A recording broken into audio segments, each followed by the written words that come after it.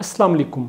इस सेशन में हम बात करेंगे कि किसी अहम मीटिंग या मुलाकात से पहले आप उसकी ज़हनी तैयारी कैसे कर सकते हैं, आप ख़ुद को मेंटली प्रिपेयर कैसे कर सकते हैं। ये अहम मीटिंग आपका कोई जॉब इंटरव्यू भी हो सकता है या सेल्स के हवाले से आपकी कोई मीटिंग हो सकती है जिसमें आप अपनी प्रोडक्ट या सर्विस जो है उसका तारुफ करवाना चाहते हैं। ये इम्पॉर्टेंट मीटिंग आपकी अपने बॉस के साथ भी हो सकती है जिसमें आप कोई अहम इशू डिस्कस करना चाहते हैं। ये आपके करियर की कोई अहम प्रेजेंटेशन भी हो सकती है। तो कोई भी हाई प्रेशर सिचुएशन जहां आपने परफॉर्म करना है, जहां आपने किसी चीज़ का तारुफ करवाना है या आपने कोई तकरीर करनी है, तो ये सारी हाई प्रेशर सिचुएशंस हैं। तो कौन से ऐसे स्टेप्स हैं जो आपको लेने चाहिए ताकि आप उस मीटिंग में बेहतरीन तरीके से परफॉर्म कर सकें। तो सबसे पहला स्टेप आप किसी भी मीटिंग या मुलाकात से पहले जो ले सकते हैं वो है विजुलाइज़ करना। विजुलाइज़ करने से मुराद ये है कि आप जहन में, अपने माइंड में, इमेजिनेशन में एक तस्वीर बनाएं या मूवी बनाएं। इवेंट से पहले आपकी जो परफॉर्मेंस है, आपकी जो मीटिंग है, उससे पहले अपने माइंड में एक रिहर्सल करें जो आपके माइंड में होगी। उसमें आप अपने आप को कामयाब देखेंगे। आप ये देखेंगे कि आपने बड़े कामयाबी के साथ वो मरहला तय किया, आपका इंटरव्यू था, आपकी मीटिंग थी, वो बड़ी शानदार तरीके से हुई, आप उसमें बड़ा अच्छा परफॉर्म कर रहे हैं।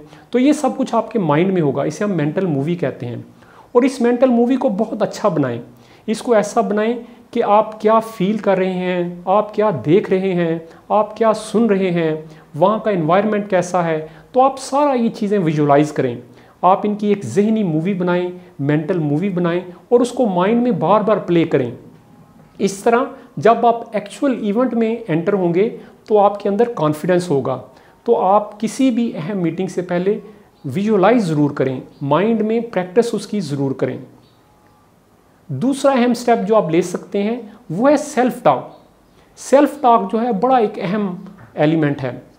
जब आप किसी हाई प्रेशर सिचुएशन में जाते हैं तो आम तौर पे हमारी जो सेल्फ टॉक होती है वो बड़ी नेगेटिव होती है कि आप अपने आप से बातें करते हैं कि बहुत बुरा होने जा रहा है, अच्छा नहीं होगा, आप अच्छा परफॉर्म नहीं कर सकेंगे। तो ये जो सेल्फ टॉक है आपने इसको कंट्रोल करना है। आपकी सेल्फ टॉक बड़ी पॉजिटिव होनी चाहिए। आप कुछ फ्रेजेस ले लें, आप उन पे फोकस करें और उनको बार बार दोहराएं, इवेंट से पहले भी और इवेंट के दौरान भी। जैसे आप फोकस ऑन सक्सेस जो है इस फ्रेज़ को रिपीट कर सकते हैं, या आप गिव योर बेस्ट, आप बार बार गिव एवरीथिंग, आप इस तरह की कोई फ्रेज़ ले लें। और ये आप देखेंगे स्पोर्ट्स में जो एथलीट्स होते हैं वो अक्सर इस तरह की फ्रेजेस को यूज़ करते हैं। इससे ये होगा कि आपकी एंग्जाइटी कम होगी। अगर आप अच्छी फीलिंग, पॉजिटिव माइंडसेट के साथ सिचुएशन में एंटर होंगे तो उसका रिज़ल्ट बड़ा अच्छा निकलेगा। अगर आपको हाथों में पसीना आ रहा है और दिल बड़ी तेज़ी से धड़क रहा है तो ये जो सिचुएशन है इस तरह अगर आप एंटर होंगे तो वो कोई अच्छा तरीका नहीं। आप रिलैक्स हों, आप पॉजिटिव हों और ये चीज़ें आप सेल्फ टॉक अगर अपनी पॉजिटिव रखेंगे तो आप इनको अचीव कर सकते हैं। एक और बात जिसका आपको ख्याल रखना है, जिसे स्पोर्ट्स में बहुत यूज़ किया जाता है, उसे हम कहते हैं प्री परफॉर्मेंस रूटीन। जो एथलीट होते हैं, ये आपने देखा होगा ओलंपिक्स में, कि वो इवेंट से पहले या अपनी परफॉर्मेंस से पहले कुछ रूटीन्स जो हैं उनको हमेशा फॉलो करते हैं। वो जो रूटीन होती हैं वो उनके लिए सिग्नल होता है कि अब जो एक अहम टास्क है जो उनके लिए बड़ा अहम है वो करने जा रहे हैं। तो इस तरह वो फ्लो में आ जाते हैं।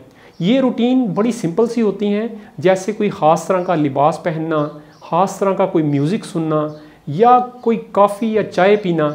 तो इस तरह की प्री परफॉर्मेंस जो रूटीन होती है वो बेसिकली आपके माइंड को सिग्नल देती है कि अब आप उसके लिए, इवेंट के लिए पूरी तरह तैयार हैं। एक और बात जो बड़ी अहम है वो है आपका एनवायरनमेंट। जब आप हाई प्रेशर सिचुएशन में जाने लगें जहाँ पे आपने कोई स्पीच करनी है या आपने परफॉर्म करना है, तो आपने जो शुरू में एनवायरनमेंट है वो बड़ा ज़बरदस्त होना चाहिए। उसमें यह है कि आप स्ट्रेसफुल जो हैं वो ना हों, कोई ऐसा काम ना करें जिससे आपको स्ट्रेस मिलता है। आप रिलैक्स रहें, आप कोशिश करें आप अपनी नींद को पूरी करें। तो कोई ऐसी एक्टिविटी इवेंट से पहले ना करें जो आपको स्ट्रेस दे सकती है। तो आपका जो एनवायरनमेंट होता है शुरू का वो बड़ा काउंट करता है। तो आपने कोई ऐसा काम नहीं करना जो आपको स्ट्रेस दे।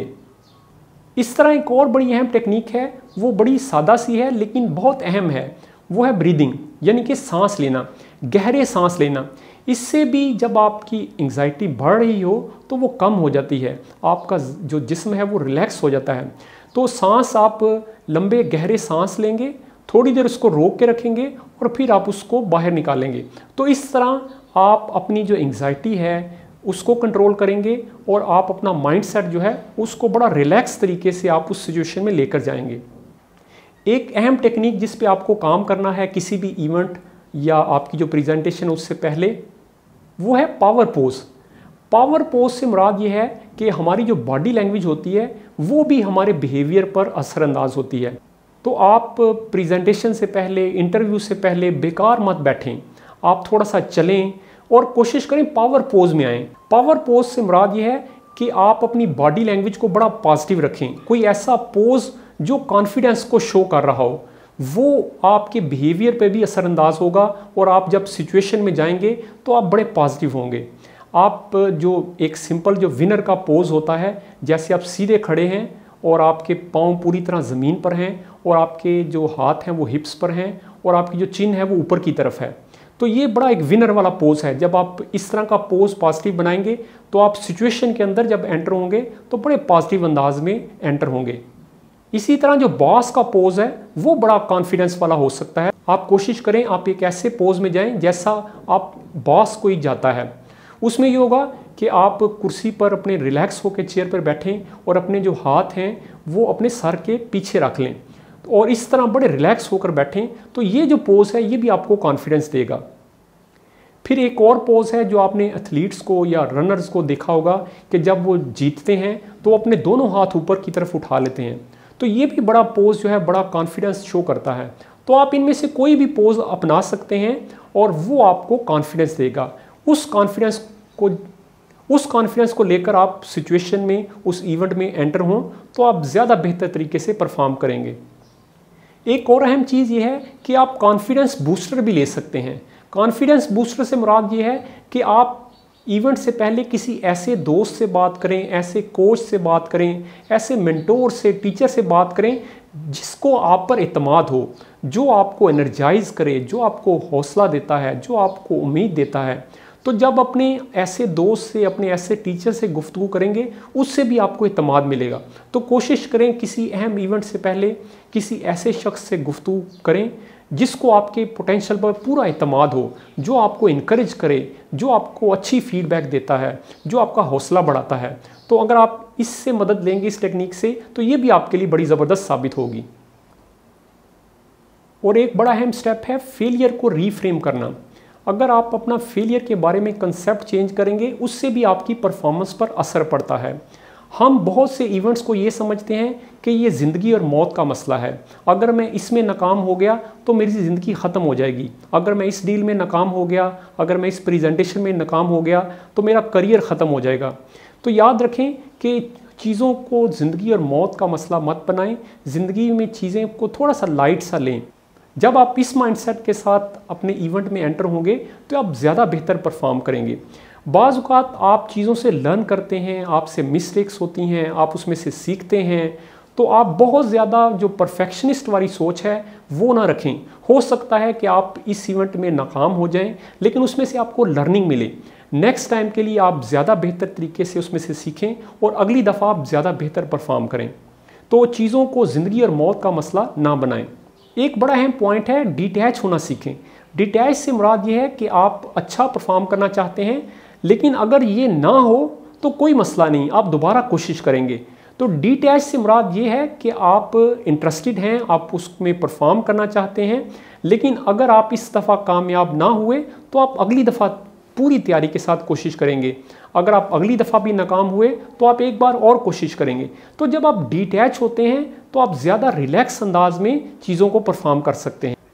तो अगर आप इन 8 बातों का ख्याल रखेंगे किसी भी अहम इवेंट से पहले, किसी भी अहम मीटिंग से पहले, किसी अहम मुलाकात से पहले, किसी प्रेजेंटेशन से पहले, किसी इंटरव्यू से पहले, तो आप ज़्यादा बेहतर तरीके से परफॉर्म कर सकते हैं।